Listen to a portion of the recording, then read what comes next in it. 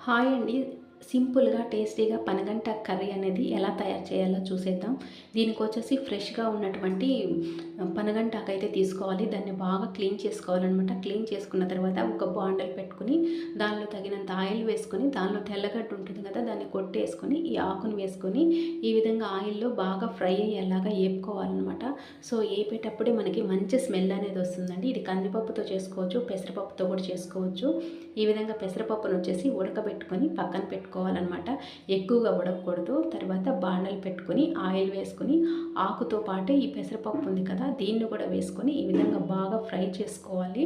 ఈ విధంగా ఫ్రై చేసుకునేటప్పుడే మనకు మంచి స్మెల్ వస్తుందనమాట. టేస్టీగా కూడా ఉంటుంది. దీనిలోకొచ్చేసి అయితే మనకి శనగల పొడి అనేది అయితే కావాలి. దీనికోసం శనగల పొడి రెడీ చేసి పెట్టుకోవాలి. లేకపోతే ఇంట్లో అయినా రెడీ చేసింది ఉంటుంది కదా! పక్కన తీసుకు పెట్టుకోవాలి. దీనికి సరిపడా కొంచెం కారం అనేది వేసుకోవాలనమాట ఫ్రై అయ్యేటప్పుడే. సో, ఈ విధంగా తగినంత కారం వేసుకొని ఫ్రై చేసుకుంటున్నాము. సో, ఇప్పుడు దీనిలో బాగా ఫ్రై అయిన తర్వాత చూడండి ఈ విధంగా వచ్చేసింది. ఎక్కువ ఎంతేసామో క్వాంటిటీ తగ్గిపోతుందనమాట. సో, ఆకు కొంచెం తక్కువైందండి.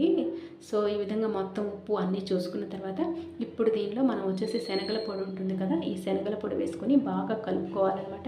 కలుపుకొని ఇప్పుడు టేస్ట్ చూసుకోవాలి. ఎక్కువ తక్కువ లేదన్నా ఉంటే ఇప్పుడే వేసేసుకుంటే మంచిగా సెట్ అయిపోతుంది. మీకు ఈ వీడియో నచ్చినట్లయితే లైక్ చేయండి, షేర్ చేయండి, కామెంట్ చేయండి. ప్రతి ఒక్కరు సబ్స్క్రైబ్